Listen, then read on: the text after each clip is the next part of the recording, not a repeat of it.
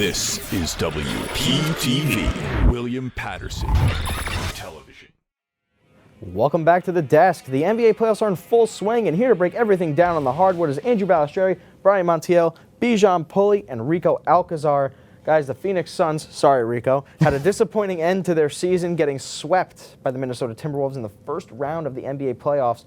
Rico, take us through that series. Well, if we can take a look at the graphics to this depressing series, the 6-seed Phoenix Suns went up against the 3-seed Minnesota Timberwolves. The Suns, they put up 103 points, and the Minnesota Timberwolves 118. From 3-point, Phoenix Suns just 1 percentage lower than the Timberwolves. And then, 3-point, they were the same, but field goal, they were just 1% lower than Timberwolves. But just overall, it was just really depressing for a Suns fan. Yeah, I mean, look, it's not like you were the 1 seed that got swept by the 8 or vice versa, whatever it may be. But, Rico, the Suns might need to do a little bit of housekeeping. What do you think the Suns need to do to get back on track next year? It's just sign a point guard. This whole entire playoff series, we employed 1 point guard, and that was Isaiah Thomas. 5'9" Isaiah Thomas was our only point guard. He did not play any meaningful minutes throughout this whole entire series. So if you can get a reunion with like Chris Paul, or like bring back Campaign, or even get a Tyus Jones in a trade, that would be amazing. But like if you're like, oh, the Suns, they can't afford a point guard. You know what? JJ, throw me that real quick. I'll sign for free. I got my jersey right here. Give me that money. Give me that roster spot. I'll sign for free. They need a point guard. You know what? I agree. They definitely need a point guard. But Andrew, moving on to you. What do you think the Suns need to do to get back on track next year? I think I might fire Rico up a little bit more than he already is. I think it's time to trade Devin Booker. You need picks. You have no first or second round picks until 2030. That is false. Clearly is not going to work out together. Something's got to be done. Beal's aging, KD's aging, and it's time for Devin Booker to demand a trade. Why would you trade your franchise player? That makes no sense. Because they have no future. No, if anything, you trade Bradley Beal. He did not do anything. Who wants Bradley Beal? 9 points in a playoff closer game, and Devin Booker put up 49. He played his heart out. You cannot trade him. You have no value for Beal. You have minimal value now for KD. The only guy that's going to get you multiple first-round picks at this point is Devin Booker. Nah. You got to trade Bradley Beal. That's my one. Who wants him? I mean, it's yet to be seen. I mean, the Suns are going to have to they're going to have to do a lot to get back on track. But Bijan, we'll move on to you. What do you think the Suns need to do? Instead of trading Booker, I'm going to say trade KD for picks. To be honest, I don't see any way the Suns can save themselves. KD, Booker, and Beal are going to take up majority of the Suns' cap space. They will be making over $49 million per season, each of them, over the next couple of years. Blow it up now before it's too late. Teams will still give up a lot of picks for KD. He still has 2 years left on his contract.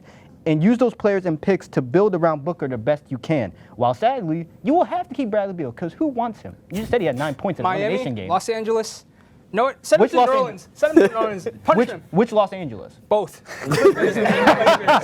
Yeah, you tweaking. No. Bring him to LA Knights. That moving like my bring him there. LA Knights. Brian, we'll close this question out with you. What do you think the Suns need to do in order to get back on track? Simply, sorry Rico, but y'all got to start over. This is not working. You only have 2 of your picks guaranteed until 2028. No. We got to pick this draft. We got pick 22 first round. After that, you don't have anything. You barely got nothing, bro. At what point? The NBA picks don't matter after the top 10. Come on. We got pick 24. Pick 26. 24, 26, 28, 2030, 2031. 5 first-round picks. How many? Keep saying that those are like. We can draft Bronny and get LeBron. Look, it's far in the future, but it's not out of the realm of possibility that they use those picks to trade up in this draft. Who knows? But can't wait to get. Don't worry, Rico, because the Suns weren't the only team that got bounced. As the Los Angeles Lakers, sorry, Bijan, were also on the receiving end of a gentleman's sweep. At least it's not a complete sweep against the Denver Nuggets. Brian, take us through this one. I mean, not gonna lie, Bijan, I love seeing the Lakers fail, not gonna lie. So 7 and 2 seed matchup, the Lakers scored 106 points per game and the Nuggets 108. 49% from the field for the Lakers and 46% from the field for the Denver Nuggets, and they both had the same 3-point percentage. The stats look close, but the Lakers got dominated. Yeah, but again, low seed versus high seed. The Nuggets are always, year after year in the past couple, just a juggernaut going to the NBA playoffs. But Brian, what do you think is next for the Los Angeles Lakers after this loss? I mean, I just think they just got to sign players that fit LeBron, in my opinion. That's something that everybody says every year. I mean, LeBron's getting old. Y'all need a shooter. Y'all need a defender. Y'all need a scorer. Because LeBron can't do all the scoring anymore. He's 4 years old. His back hurts. Y'all need shooters. Y'all shooters are terrible, Bijan. And y'all need defenders because y'all can't defend nothing. But, some suggestions, I don't know if you like these, but Bruce Brown is out there. He's pretty decent role player. Y'all need role players. A two-way scorer and defender, Paul George, he's out there. Bradley Beal. And then Stop saying that, please. But two-way, scorer and defender, and then Pascal Siakam, he's probably going to stay with the Pacers, but he doesn't need the ball, to get his stuff done. Yeah. Well, Bijan, I'm interested to hear your take on this. What do you think is next for the Lakers after this gentleman's sweep against the Nuggets? Just don't make a panic trade for a third star. Well, they're gonna.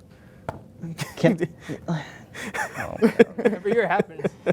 Can we not speak that? But anyway, the Lakers are not that far away from being capable of getting out the West. They just made the conference finals last year. Trading for a third star is not a bad idea, but when trading for a third star, you would trade away valuable picks, and you would sacrifice your bench unit. So it has to be for the right guy. For example, Trae Young, Donovan Mitchell. Please, Trae Young, please. They are good fits next to AD and LeBron to help you get over the top. But if you trade for the wrong guy, for example, DeJounte Murray, he's not a good fit. As a result, you will not be able to get over the top with him. And you give up all those picks and role players to not seriously move the needle. Yeah, I mean, look, we've seen the Lakers do it in the past where they kind of just make a panic trade. And Russell Westbrook. Yes. But, Andrew, moving on to you, what do you think is next for the Lakers? Joe, get Darvin Ham out of Yes, there. that's So true. far That's out of true. there. I mean, coaching LeBron, never been an easy thing, but this guy was never good. He wasn't good last year. He got lucky. Should have been canned last year, but they made a ridiculous postseason run and go to the Western Conference Finals. Blamed injury. He blamed injuries for them struggling, even though LeBron and AD both played over 70 games this season. But listen, you fire him. Don't go sign JJ Redick like I'm hearing either, because this guy said on his own podcast last week the only coaching experience he has is his son's middle school AAU team. So, the Lakers, go get a real coach for once, please. Rico I closes got a out for this perfect question. real coach for them. Frank Vogel. Bring him back. I want Frank Vogel gone. But I'll be mad at him. for me, I think they need to focus on their own free agents like D'Lo and LeBron. Right now, LeBron, people are going to say he's going to opt out. People said he might retire. But I don't think so. He's probably going to re-sign a short-term deal. But they got to figure out what is going to happen with D'Angelo Russell. He didn't have a great performance in the playoffs, but he put up some good stats overall throughout the whole entire season. And also, just don't draft Bronny James in order to keep LeBron. My biggest fear is we will do that. They got a high draft pick this year, so they can't draft Bronny might be the GOAT.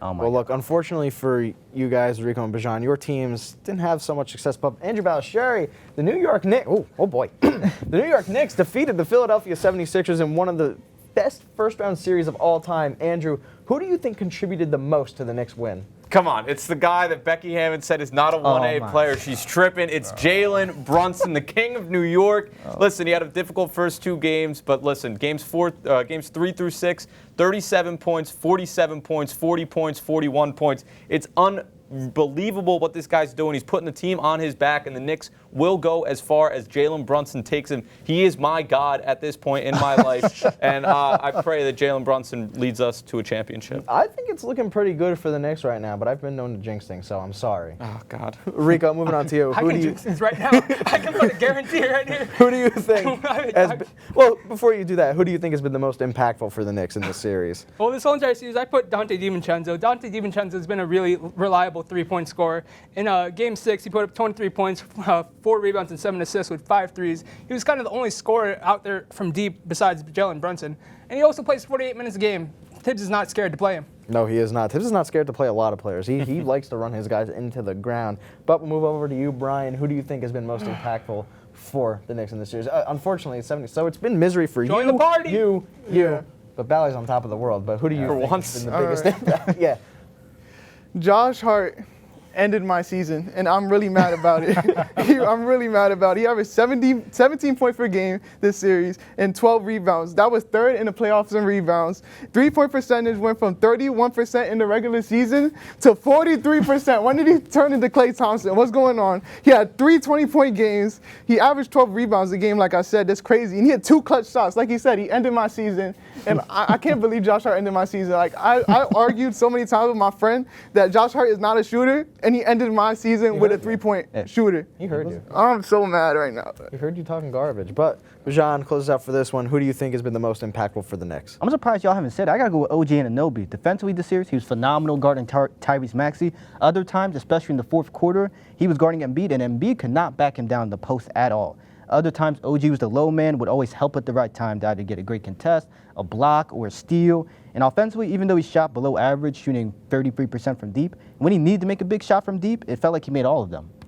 Well, look, guys, we talked about the Knicks, we talked about the Sixers, the Lakers, the Suns, but the Clippers and the Mavericks right now are in a very tightly contested series with Dallas leading the series 3-2. Game 6 is tonight. Bijan, who do you think comes out on top in that one? I'm going to go with Mavericks.